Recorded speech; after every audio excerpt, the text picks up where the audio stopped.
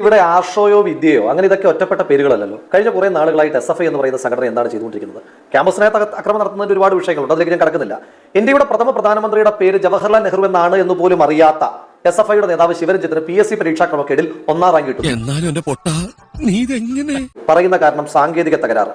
Thiruvananthapuram Kattakada Christian കോളേജിൽ വിദ്യാർത്ഥികൾ ജയിപ്പിച്ച് വിട്ട വനിതാ കൗൺസിലറെ മാറ്റി അവിടെ SFIയുടെ ഏരിയ സെക്രട്ടറിയായ വിശാഖ് എന്ന് പറയുന്ന SFI നേതാവിനെ തിരികെ കയറ്റുന്നു അവിടുത്തെ പ്രിൻസിപ്പൽ. അതിനെപ്പറ്റിയും പറയുന്നത് സാങ്കേതിക തകരാറ്.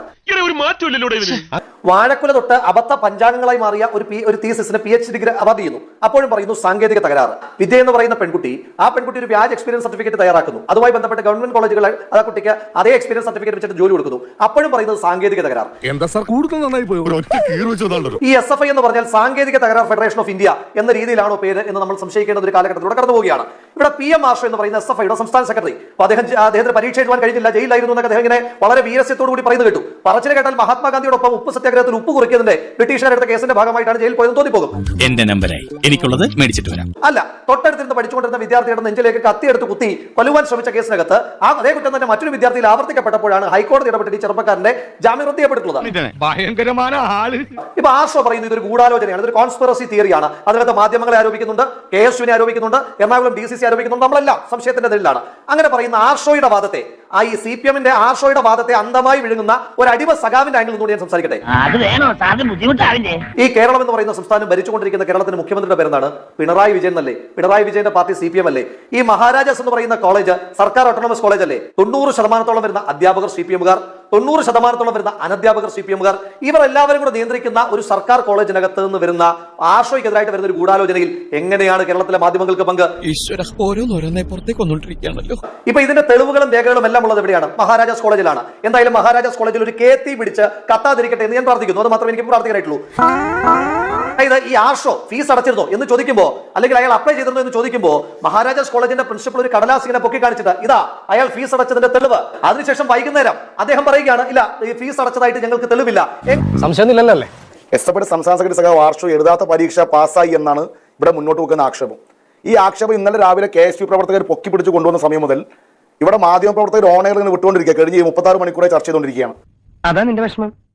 ഈ ആക്ഷേപം മുന്നോട്ട് കൊണ്ടു വെക്കുമ്പോൾ ഈ മാധ്യമ പ്രവർത്തകരാണല്ലോ, അല്ലാതെ KSUവിന്റെ ഓഫീസിലെ പ്രവർത്തകരല്ലല്ലോ. മാധ്യമ പ്രവർത്തകരെങ്കിലും എന്താണ് KSU മുന്നോട്ട് വെക്കുന്ന വസ്തുത എന്നുള്ളത് പരിശോധിക്കണ്ടേ? അപ്പൊ KSU പ്രവർത്തകർ മുന്നോട്ട് വെച്ചൊരു പേപ്പർ ഉയർത്തിപ്പിടിച്ച് മഹാരാജാസ് കോളേജിലെ 2021 ബാച്ചിൽ അഡ്മിഷൻ നേടിയ വിദ്യാർത്ഥികളുടെ 3rd സെമസ്റ്റർ റിസൾട്ട് മുന്നോട്ട് വെച്ച് SFI സെക്രട്ടറി എഴുതാത്ത പരീക്ഷ ജയിച്ചു എന്നുള്ള വാദം മുന്നോട്ട് വെക്കുകയാണ്. ഇന്നലെ മഹാരാജാസ് കോളേജിന്റെ പ്രിൻസിപ്പൽ പറഞ്ഞ എന്താണ്? ഈ വാർത്ത മഹാരാജാസ് കോളേജ് നിഷേധിച്ചോ? മഹാരാജാസ് കോളേജിന്റെ വെബ്സൈറ്റിൽ പ്രസിദ്ധപ്പെടുത്തിയ PM ആർഷോ എഴുതാത്ത പരീക്ഷ വിജയിച്ചു എന്നുള്ള വാർത്ത മാധ്യമങ്ങൾ റിപ്പോർട്ട് ചെയ്തതിൽ താങ്കൾ കാണുന്ന തെറ്റെന്താണ്? ഒരു തെറ്റില്ല, ഫുൾ ശരി. നിങ്ങൾ റിപ്പോർട്ട് ചെയ്തൊരു തെറ്റില്ല, നിങ്ങൾ ശരിയായ റിപ്പോർട്ടിംഗ് നടത്തിയത്. പക്ഷെ മാധ്യമ പ്രവർത്തകരാണല്ലോ, നല്ല അന്വേഷണ മികവുള്ള മാധ്യമ പ്രവർത്തകർ ഉണ്ടല്ലോ, എന്തൊക്കെ അന്വേഷിക്കാറുണ്ട്. മഹാരാജാസ് കോളേജിന്റെ വെബ്സൈറ്റിൽ ഒരു മാധ്യമ പ്രവർത്തകരെ എനിക്ക് കയറി നോക്കാൻ പറ്റുമോ? മാധ്യമ പ്രവർത്തകരെ നിങ്ങൾക്ക് എവിടെ കിട്ടിയത്? പാസ്വേഡ് പ്രൊട്ടക്റ്റഡ് അല്ലേ? ഇന്ന് വൈകുന്നേരം 3 മണി വരെ മഹാരാജാസ് കോളേജിലെ പ്രിൻസിപ്പലിന് പോലും വ്യക്തതയില്ലാത്ത 3 തവണ മാറ്റി പറഞ്ഞൊരു വിഷയം റിപ്പോർട്ട് ചെയ്ത മാധ്യമങ്ങൾക്കാണോ പ്രശ്നം? അതോ നിങ്ങളുടെ സർക്കാരിന്റെ കീഴിൽ ഉന്നത വിദ്യാഭ്യാസ വകുപ്പിന്റെ കീഴിൽ പ്രവർത്തിക്കുന്ന ഗവൺമെന്റിലെ ഒരു ഓട്ടോണമസ് ഇൻസ്റ്റിറ്റ്യൂഷനായ ഈ മഹാരാജാസ് കോളേജ് എന്ന് പറയുന്ന സ്ഥാപനത്തിലെ പ്രിൻസിപ്പലിന്റെ പ്രശ്നമാണോ ഇത്? പ്രിൻസിപ്പാളിന്റെ വിഷയത്തിലേക്ക് ഞാൻ വരാം. ഞാൻ ആദ്യം മാധ്യമങ്ങളുടെ വിഷയവും വലതുപക്ഷ ഗൂഢാലോചനയും പറഞ്ഞു പോയിക്കോട്ടെ. അങ്ങനെ മാധ്യമങ്ങൾ വെറുതെ വിടാൻ ഉദ്ദേശിക്കുന്നില്ല. മാധ്യമങ്ങൾ നിങ്ങൾ KSU പ്രവർത്തകരാണല്ലോ നിങ്ങൾക്ക് രേഖ വന്നത്. നിങ്ങൾ വെബ്സൈറ്റ് കയറി നോക്കിയെങ്കിൽ പാസ്വേഡ് പ്രൊട്ടക്റ്റഡ് ആയ ആ റിസൾട്ട് കണ്ടെങ്കിൽ നിങ്ങൾക്ക് രേഖ നൽകി KSU കാർഡ് പാസ്വേഡ് വാങ്ങാലോ. ആ റിസൾട്ടിൽ KSU പ്രവർത്തകർ ഉൾപ്പെടെ ക്ലാസ്സിലുണ്ടല്ലോ. എന്തൊക്കെ കണ്ടെത്തും നിങ്ങൾ എന്തൊക്കെ അല്ല പിന്നെ എന്താണ് ഞാൻ എന്താ പറയേണ്ടത്? നിങ്ങൾ എന്തുകൊണ്ട് നോക്കിയില്ല? ഇനി ഓക്കെ നിങ്ങൾ നോക്കിയില്ല, സഖാവ് ആർഷോ ഈ രേഖയായി തന്നെ കിടക്കുകയല്ലേ? ഈ 21 ബാച്ചിലെ വിദ്യാർത്ഥികളുടെ പരീക്ഷയ്ക്കൊപ്പം എഴുതാത്ത പരീക്ഷ വിജയിച്ചു എന്നുള്ള രേഖ അപ്പോഴും രേഖയായി തന്നെ കിടക്കുകയല്ലേ? ഇവൻ ഒരു മണ്ടൻ. എഴുതാത്ത പരീക്ഷ ആർഷോ വിജയിച്ചു എന്ന് സർവകലാശാലയുടെ വെബ്സൈറ്റ് ഫലം ഇത് മാത്രമല്ല നമ്മൾ പറഞ്ഞുള്ളൂ. നിങ്ങൾ ഈ ആക്ഷേപത്തെ KSU ഉന്നയിച്ച കനമേറിയ ആക്ഷേപത്തെ SFI സംസ്ഥാന സെക്രട്ടറിക്കെതിരെ കനമേറിയ ആക്ഷേപമാണ് നിങ്ങൾ ഉന്നയിച്ചത്. ആ ആക്ഷേപം വസ്തുതാപരമാണോ എന്ന് വസ്തുനിഷ്ഠമായി നിങ്ങൾ പരിശോധിച്ചില്ല എന്നുള്ള വിമർശന ഞാൻ വെക്കുന്നത്. ഇനി ആർഷോയുടെ KSU നിങ്ങളും പുറത്തുവിട്ട റിസൾട്ടിനെ കുറിച്ച് പറഞ്ഞു തരാം. ഞാൻ ആ result ഞാൻ നേരത്തെ പറഞ്ഞു. KSU മാധ്യമങ്ങൾ പുറത്തുവിട്ടതല്ല, മഹാരാജാസ് കോളേജ് വെബ്സൈറ്റിൽ പുറത്തുവിട്ട റിസൾട്ട്, അങ്ങനെ പറയൂ. അതിൽ തന്നെ വേറെ റിസൾട്ട് ഉണ്ടായിരുന്നു, നിങ്ങൾ പരിശോധിച്ചാൽ ഞാൻ അതിലേക്ക് പറഞ്ഞു. ഞാൻ അതിലേക്ക് ഇനി കൂടുന്നില്ല, കാരണം നിങ്ങൾ എനിക്ക് പറയാനുള്ള വിമർശനം പറഞ്ഞു കഴിഞ്ഞു. അപ്പോൾ അടിക്കടി മാറ്റി പറഞ്ഞ SFI സംസ്ഥാന സെക്രട്ടറിയെ വിമർശനത്തിന്റെ മുൾമുനയിൽ നിർത്തുന്ന രീതിയിൽ പരിഹാസ കഥാപാത്രമാക്കിയ നിങ്ങളുടെ തന്നെ ഉന്നത വിദ്യാഭ്യാസ വകുപ്പിന്റെ കീഴിലുള്ള ഒരു കോളേജിന്റെ പ്രിൻസിപ്പലിന്റെ കസ്റ്റോഡിയൻ എന്നുള്ള നിലയ്ക്ക് ആ സ്ഥാപനത്തിനെതിരെ നിങ്ങൾക്ക് യാതൊരു പരാതിയുമില്ല. ഈ ഘട്ടം വരെ നിങ്ങൾ ഒരു പരാതി രേഖാമൂലം കൊടുത്തിട്ടുണ്ടോ? ഒരു ക്രിമിനൽ കേസ് നിങ്ങൾ ഫയൽ ചെയ്തിട്ടുണ്ടോ? ഈ പ്രിൻസിപ്പാളെ ഇന്റർവ്യൂ ചെയ്യാൻ വേണ്ടി ഏഷ്യാ ന്യൂസുകാർ മൈക്കുമായിട്ടും ക്യാമറയുമായി പോയപ്പോൾ ചോദിച്ചില്ലേ എന്തുകൊണ്ടാണ് നിങ്ങൾ മലക്കം പറഞ്ഞു എന്നുള്ളത്? നിങ്ങൾ ചോദിച്ചോ? ഏഷ്യാ ന്യൂസുകാർ ചോദിച്ചു എന്തുകൊണ്ടാണ് നിങ്ങൾ രാവിലെ പറഞ്ഞത് മാറ്റി പറഞ്ഞു എന്നുള്ളത് നിങ്ങൾ ചോദിച്ചോ? നിങ്ങൾ ചോദിച്ചിരുന്നോ? ചോദിച്ചു. ഞാൻ 2 പ്രതികരണം അദ്ദേഹത്തിന് കാണിക്കാം. ഒരു രാവിലെ മാധ്യമങ്ങൾ അദ്ദേഹത്തിന്റെ പ്രതികരണം തേടിയപ്പോൾ അദ്ദേഹം പറഞ്ഞു ഞാനൊരു ഇന്റേണൽ എൻക്വയറി ഓർഡർ ചെയ്തിട്ടുണ്ട്, ആ ഇന്റേണൽ എൻക്വയറി കഴിയാതെ എനിക്കൊന്നും പറയാനില്ല എന്ന്. പക്ഷേ അതിനുശേഷം ഉച്ചയ്ക്ക് ശേഷം അദ്ദേഹം ചില കാര്യങ്ങൾ പറയുകയും ചെയ്തു. ഒരു മിനിറ്റ് ആ 2 പ്രതികരണം ഒന്ന് കാണാം. താങ്കൾ ചോദിച്ചത് എനിക്ക് കേൾക്കണമെന്നില്ല. എവിടെ പോണു? വെള്ളം കുടിക്കും. ഈ പട്ടിയുടെ മോന്ത കണ്ടിട്ട് പോയാൽ മതി. ചോദിച്ചതല്ലേ?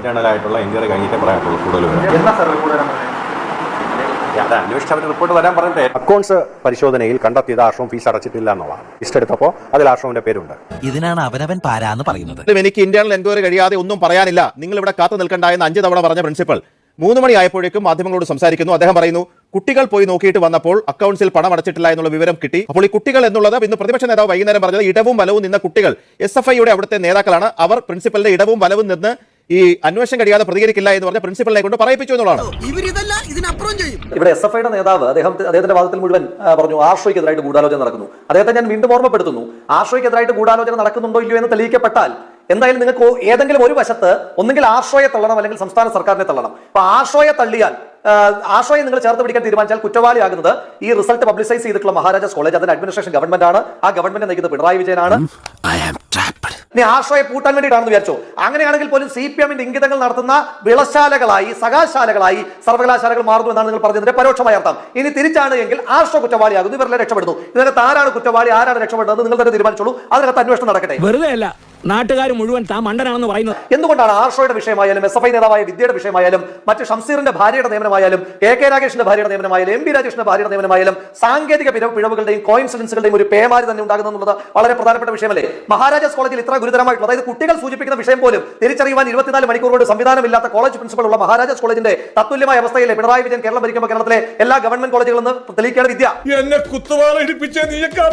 ഈ ദിവസങ്ങളിൽ നമ്മൾ കണ്ടുകൊണ്ടിരിക്കുന്നത് കേരളത്തിലെ കോൺഗ്രസിനെ സംബന്ധിച്ച് കോൺഗ്രസിന് രാഷ്ട്രീയമില്ല എന്നുള്ള സ്ഥിതി ഉണ്ടായിട്ട് കഴിഞ്ഞ കുറച്ചധികം നാളുകളായി.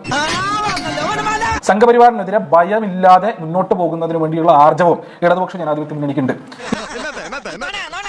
കഴിഞ്ഞ 3 ദിവസത്തിനുള്ളിൽ ആർജവത്തോടു കൂടി ഞങ്ങൾക്ക് ഒരു വർഗീയ ശക്തിയുടെയും പിന്തുണ വേണ്ട എന്ന് പറയുന്നതിന് ആർജവമുള്ള ഒരു കോൺഗ്രസിന്റെയോ ഒരു UDFന്റെയോ നേതാക്കളെ നമ്മൾ കണ്ടില്ല. അതാ നിന്റെ വിഷമം.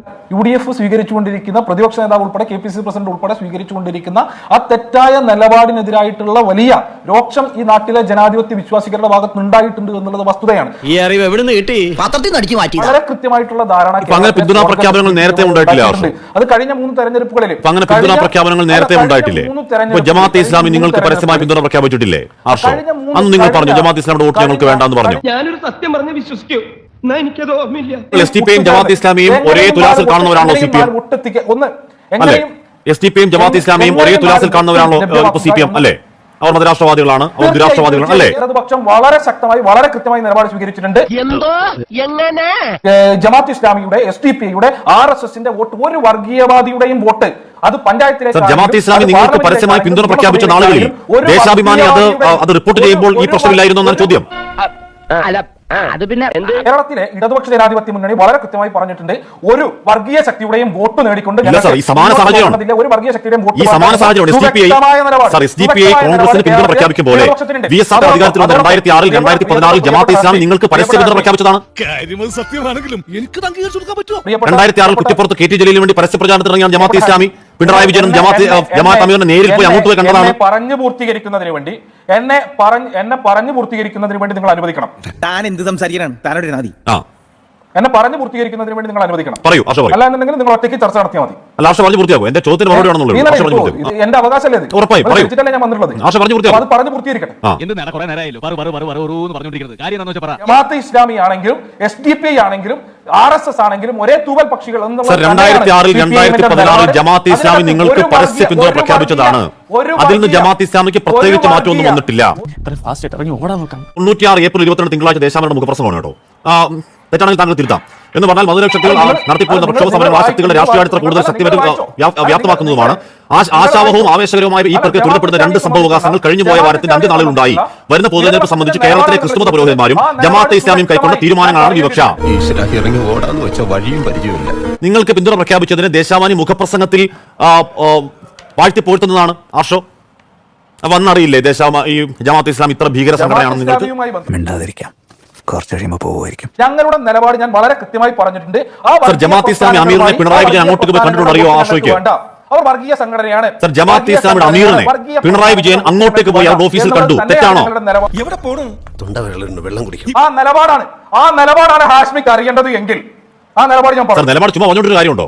ജമാഅത്തെ ഇസ്ലാമിയുടെ അമീറിനെ പിണറായി വിജയൻ അങ്ങോട്ടേക്ക് പോയി അവരുടെ ഓഫീസിൽ കണ്ട കാലമുണ്ട്. അതിന്റെ ചിത്രം അടക്കം പുറത്തുണ്ട്. തെറ്റിപ്പോയോ അത് ആർഷോ? എണീറ്റ് വരണ്ടേയിരുന്നു. പ്രിയപ്പെട്ട ഹാഷ്മി, നിങ്ങൾ ചോദിച്ച വിഷയവുമായി ബന്ധപ്പെട്ട് കൃത്യമായി ഇടതുപക്ഷത്തിന്റെ നിലപാട് എന്ത് എന്നുള്ളത് ഞാൻ ആവർത്തിച്ചു പറഞ്ഞു. നിലപാട് തരാതരമാകാൻ പാടുണ്ടോ? എനിക്കറിയാവുന്ന ഭാഷയിൽ എനിക്ക് പറയാൻ വേണ്ടി കഴിയും. പിന്തുണ പ്രഖ്യാപിക്കും ജമാഅത്തെ ഇസ്ലാം മഹത്തായ പാർട്ടി. നിങ്ങൾക്ക് ഏതെങ്കിലും തിരിഞ്ഞു കഴിഞ്ഞാൽ ജമാഅത്തെ ഇസ്ലാമി അതിഭീകരമായ ഭീകരവാദികൾ, തീവ്രവാദികൾ, RSSമായി ചേരുന്ന വിദ്രോഹ ശക്തികൾ. ഇപ്പോ ഇടതുപക്ഷത്തിന്റെ പ്രസക്തി എന്ത് എന്ന് ആവർത്തിച്ച് ചോദിക്കുന്ന ഘട്ടത്തിൽ ഞങ്ങൾ പറയുന്നുണ്ടല്ലോ, ശരിയല്ലാത്ത മാർഗത്തിലൂടെ നിങ്ങൾ നടക്കുമ്പോൾ അത് ശരിയല്ല, തെറ്റാണ് എന്ന് പറഞ്ഞ് തിരുത്തുന്നതിന് വേണ്ടിയിട്ടുള്ള രാഷ്ട്രീയ ഉത്തരവാദിത്വം ഇന്ത്യയിൽ ഇടതുപക്ഷത്തിനുണ്ട്. പച്ച ഫോട്ടോ അരിവാൾ ചുറ്റുക, അടുത്ത പച്ച. ഇനി ഇത് നോക്കുക, പ്രമുഖ മാധ്യമങ്ങളുടെ എല്ലാത്തിന്റെ മുന്നിൽ വന്ന ഫോട്ടോയാണ്. പച്ച പതാകയും പിടിച്ചു നിൽക്കുന്ന CPM. ദാരിദ്ര്യം തുടച്ചു നീക്കുക എന്ന ലക്ഷ്യം ആദ്യം കൈവരിക്കുന്ന ഇന്ത്യയിലെ സംസ്ഥാനം കേരളമായിരിക്കുമെന്ന പ്രത്യാശയാണ് ശ്രീ മണിശങ്കർ അയ്യർ ആ യോഗത്തിൽ വന്ന സെമിനാറിൽ പ്രസംഗിച്ചുകൊണ്ട് പറഞ്ഞത്.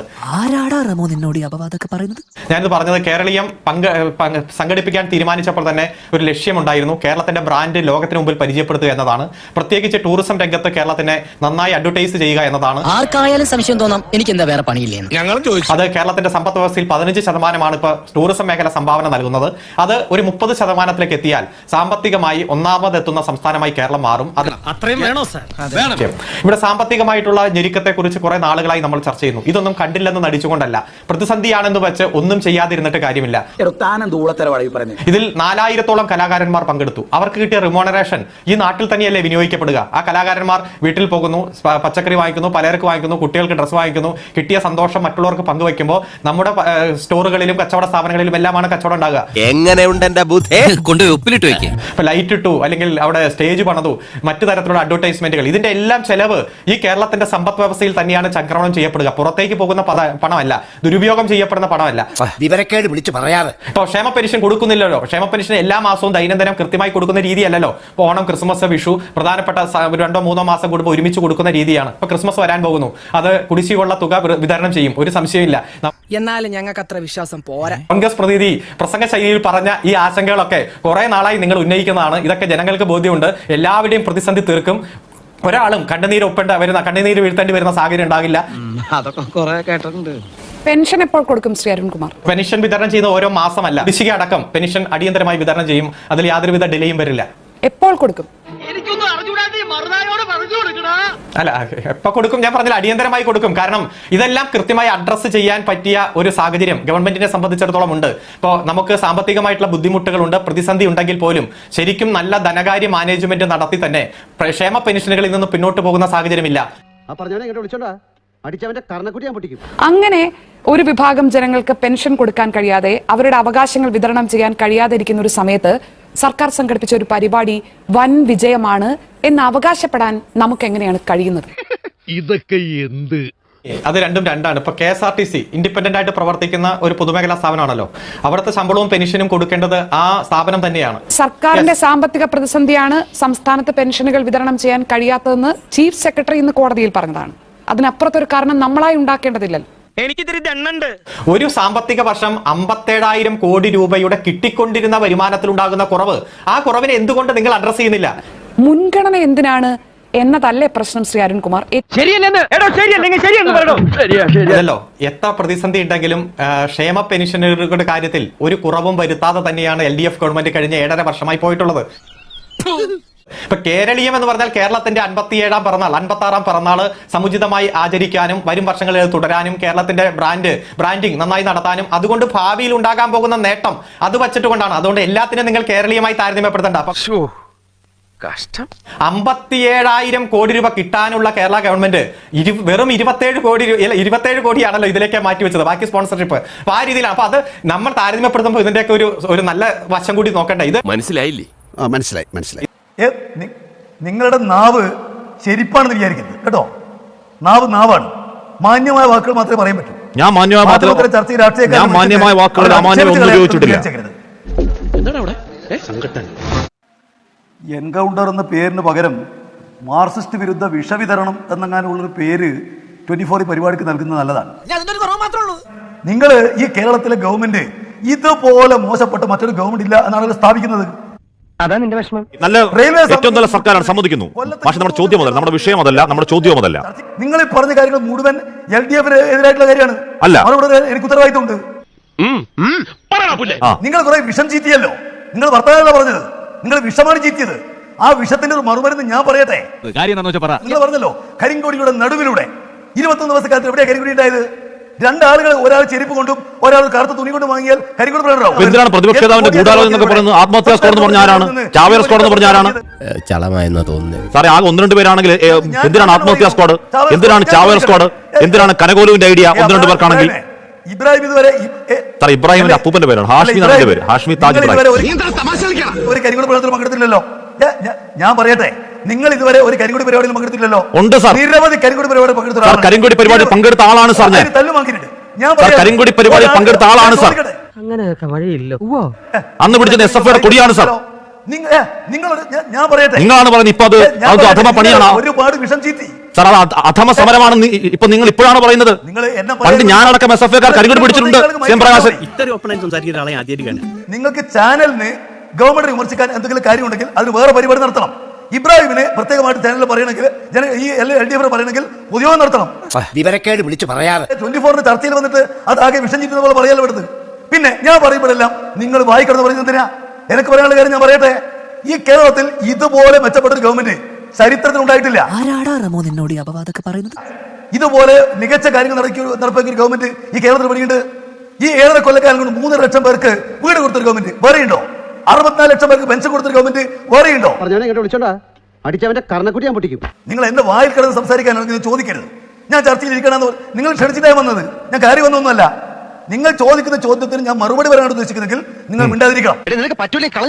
ഉമ്മൻചാണ്ടി ഗവൺമെന്റ് കാലത്ത് 122 കേന്ദ്രങ്ങളിൽ ലാത്തിചാർജ കരിങ്കൊടി നടത്തിയതിനെ പേര് നിങ്ങൾക്ക് പിന്നെ വാർത്തയല്ലോ. താങ്കൾ ഈ പറഞ്ഞ സംഭവത്തിന് കരുണാകരന് കരിങ്കൊടി കാണിക്കാൻ വണ്ടിക്ക് മുന്നിലേക്ക് എത്തി ഉടുമുണ്ട് പറിച്ച് ജീപ്പിലേക്ക് എറിഞ്ഞ ഒരു സഖാവിന്റെ പേര് P. രാജീവ് എന്നാണ്. നിങ്ങളുടെ മന്ത്രിസഭയിലുണ്ട്. കഴിഞ്ഞ ആഴ്ച നടന്ന കാര്യങ്ങൾ പറഞ്ഞ് നിങ്ങളുടെ ഈ യുക്തി വെച്ചാണെങ്കിൽ ആത്മഹത്യാകാരനാണ്. ആത്മഹത്യ ചെയ്യാൻ ചാടിയ ചാവേറാണത്. നിങ്ങളുടെ യുക്തി വെച്ചാണെങ്കിൽ, നിങ്ങളുടെ ഇടതു വിരുദ്ധ യുക്തി വെച്ചാണെങ്കിൽ CM പ്രകാശൻ. അതൊന്നും എനിക്കറിയാൻ മേല. ഞാൻ പറയുന്നത് നിങ്ങൾ എന്തിനാ എന്റെ വായിൽ കയറി സംസാരിക്കുന്നേ? നിങ്ങൾ ഒരുപാട് വിഷം ചീറ്റി. ഞാൻ ഇങ്ങനെ പറയുന്നത് ആ വിഷത്തിന് ഞാൻ മറുപടി പറയണ്ടേ? അതിനിടക്കിടക്ക് നിങ്ങൾ എന്നോട് ചോദ്യം ചോദിക്കുന്നത് എന്തിനാ? ഞാൻ തന്നെ ഉണ്ടാക്കാനാണെങ്കിൽ തന്നെ മദ്രാസിൽ ഇവിടെ വരെ കെട്ടിയെടുക്കേണ്ട കാര്യമില്ലായിരുന്നല്ലോ. എന്ത് നിഷ്പക്ഷത? പഴയകാലം നിങ്ങൾ ചെയ്ത സമരങ്ങൾ ഇപ്പൊ അധമ സമരങ്ങളും ആത്മഹത്യാ സ്ക്വാഡും ചാവേറുമാണെന്ന് പറഞ്ഞ് നിഷ്പക്ഷനാവണോ? ഇപ്പോഴത്തെ കരിങ്കൊടി സമരങ്ങൾ, M. പ്രകാശൻ മാഷെ, P. രാജീവ് ചെയ്ത സമരം, 100 കരിങ്കൊടി സമരങ്ങൾ, മുഖ്യമന്ത്രിയുടെ എന്താണ് കല്ലെറിഞ്ഞ് മുഖ്യമന്ത്രി നെറ്റിപൊട്ടിക്കൽ, അന്ന് നിങ്ങൾ ചെയ്ത സമരങ്ങൾക്ക് ഇപ്പോൾ ചെയ്യുമ്പോൾ അധമ സമരമാണ്. അത് തീവ്രവാദ പ്രവർത്തനമാണ്, അത് ഭീകരവാദ പ്രവർത്തനമാണ്, അത് ജമാഅത്ത് ഇസ്ലാമി തീവ്രവാദികളാണ്, മണ്ണാങ്കട്ടയാണ്. അപ്പൊ നിഷ്പക്ഷനാണോ മാഷെ? നിങ്ങൾ സൂക്ഷിച്ച് സംസാരിക്കണം. നിങ്ങൾ ഒരു മാധ്യമത്തിന്റെ ഈ ചർച്ചയിലെ മോഡറേറ്ററാണ്. നിങ്ങളൊരു രാഷ്ട്രീയക്കാരനല്ല. ശരി, ഞാൻ ഈ ഗവൺമെന്റിനായിട്ട് വിമർശിക്കാൻ നിങ്ങൾ പ്രസംഗിച്ച പോലെ ഇയാളെ കൊണ്ട് ഒന്നും കൂട്ടിയാൽ കൂടും തോന്നണല്ലോ. മാധ്യമം എന്ന് പറയുന്നത് നിങ്ങൾ കോൺഗ്രസ് പറയുന്നു, ഞങ്ങൾ പറയുന്നു ചേർത്തിട്ട്. അല്ല, നിങ്ങൾ മാധ്യമങ്ങൾ എന്ന് പറയുന്നത് വിമർശിച്ചുകൂടാ എന്ന ഇടതുപക്ഷ നയമൊക്കെ എന്നുണ്ടായതാണ്. M. പ്രകാശൻ, ഈ കേരളത്തിൽ ഭൂരിപക്ഷം വിമർശിച്ചുകൂടാ മാധ്യമങ്ങൾ, വിയോജിച്ചുകൂടാ മാധ്യമങ്ങൾ എന്നുണ്ടായതാണ് ഇടതുപക്ഷ നയം. നിന്റെ വേഷം കെട്ടൊന്നും എന്റെ അടുത്ത് വേണ്ട. അധികാരത്തിന്റെ ഗർവിന്റെ പേരിൽ ആരെയും എന്തും ചെയ്യാമെന്നുള്ള തോന്നിയാസമാണ് ഇന്ന് പൊളിഞ്ഞത്. ഗവർണറുടെ വാഹനത്തിന് മുന്നിൽ ചാടിക്കേറിയല്ലോ. എന്താ ജീവൻ രക്ഷാപ്രവർത്തനം നടത്താഞ്ഞത്? ഇങ്ങനെ ഇളുപ്പിലാവണോ ചാനൽ ചർച്ചയിൽ വന്നിരുന്നിട്ട്? ഇതൊക്കെ എന്ത് ഷൂ അറിഞ്ഞ KSUവിന്റെ പ്രവർത്തകരെ ഇടിച്ചു കൂട്ടി വണ്ടിക്കകത്തിട്ട് കൊണ്ടുപോകുന്നതിന് വിഷ്വൽ എടുക്കാൻ പറയുകയാണ് ഞങ്ങളുടെ മാധ്യമപ്രവർത്തകർ വിനീത VG. അതിന്റെ ഓഡിയോ മ്യൂട്ട് ചെയ്ത് ചുണ്ടിന്റെ ചലനം വെച്ച് വിഷ്വൽ എന്ന് പറഞ്ഞ് ഷൂ എറിയൂ എന്നാക്കി പ്രചരിപ്പിക്കുകയാണ്. സൈബർ ബുള്ളിങ് അവിടെ നടക്കുകയാണ്. അതാണ് ഞങ്ങളുടെ കുടുംബത്തിന്റെ മഹിമ. എല്ലാ പൈപ്പറും നല്ല പൊളിയാ. വിഷ്വൽ എടുക്കൂ എന്ന് മാധ്യമപ്രവർത്തകർ പറയുന്നതിനെ മ്യൂട്ട് ചെയ്ത് അതിനെ ഷൂ എറിയൂ എന്നാക്കി ചിത്രീകരിച്ച് അത് സൈബർ മേഖലയിൽ പ്രചരണം നടത്തുന്ന, അതിന്റെ പേരിൽ സൈബർ ലിഞ്ചിങ് നടത്തുന്ന ആ ഗുണ്ടാ സംഘങ്ങളോട് നിർത്തണം എന്ന് താങ്കൾ പറയുമോ? നിങ്ങളൊന്ന് മനസ്സിലാക്കൂ, കേരളത്തിലെ പിണറായി വിജയൻ ഗവൺമെന്റിനെ അപമാനിക്കുന്നതിനു വേണ്ടിയും അപകീർത്തിപ്പെടുത്തുന്നതിനു വേണ്ടിയും ചില മാധ്യമങ്ങളും ചില മാധ്യമ പ്രവർത്തകരും കൊണ്ടുപിടിച്ച് ശ്രമിക്കുന്നുണ്ട് എന്നുള്ള ഒരു വസ്തുത മനസ്സിലാക്കണം. എന്ത് വസ്തുത? ആ വസ്തുതയിൽ നിന്നുകൊണ്ട് ഒരു ഗൂഢാലോചന മാധ്യമപ്രവർത്തകർക്കെതിരെ. ഇവൻ ആളും ഉണ്ടെങ്കിലും തന്തക്ക് പറക്കാത്തവനാ. ഷൂ പോലെ ഒരു നികൃഷ്ടമായ ഒരു സമരം, ഷൂ എറിയുന്നത് പോലെ നികൃഷ്ടവും നീചവും നിന്ദ്യവുമായിട്ടുള്ള ഒരു സമരമാർഗം നടത്തുന്നതിൽ കൃത്യമായ ഒരു PR എക്സസൈസ് അതിന്റെ പിന്നിലുണ്ട്. അല്ല, ഷൂ എറിയുക എന്നുള്ളതല്ലോ നമുക്കറിയാലോ. അതല്ല, പ്രഖ്യാപിത സമരങ്ങളായിരുന്നു. ഇങ്ങനെ ഞങ്ങൾക്ക് 5 രക്തസാക്ഷികൾ ഉണ്ടായിട്ടുണ്ടെന്നേ. കല്ലെറിഞ്ഞ് സംസ്ഥാനത്തിന്റെ ഒരു മുഖ്യമന്ത്രിയുടെ നെറ്റിയും നെഞ്ചും പൊട്ടിക്കൽ പ്രഖ്യാപിത സമരമായിരുന്നോ? സമരം നടക്കുന്നതിനിടയിലേക്ക് മുഖ്യമന്ത്രിയുടെ വാഹന വ്യൂഹം വന്നപ്പോ നിങ്ങൾ എന്താ കരുതുന്നത്? മുഖ്യമന്ത്രി മുതൽ കേരളത്തിലെ ക്യാബിനറ്റിൽ ഇരിക്കുന്ന മുഴുവൻ ആളുകളും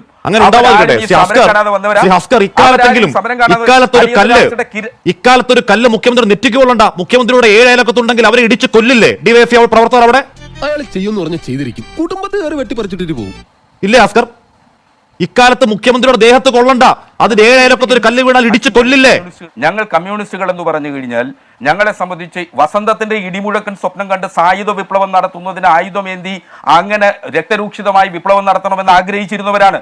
വെറുതെ അല്ല നാട്ടുകാർ മുഴുവൻ താൻ മണ്ടനാണെന്ന് പറയുന്നത്. ജനാധിപത്യ ഭരണകൂടത്തിന്റെ കീഴിൽ പാർലമെന്ററി ജനാധിപത്യത്തിൽ വിശ്വസിച്ച് ഞങ്ങൾ പാർലമെന്ററി ജനാധിപത്യത്തിൽ ഉറച്ചു നിൽക്കുന്നു എന്നുള്ളത് കൊണ്ട് ഞങ്ങളുടെ ഒരു കവിളിൽ അടിച്ചാൽ മറു കവിളും കാണിച്ചു തരും എന്ന വ്യാമോഹമുണ്ടെങ്കിൽ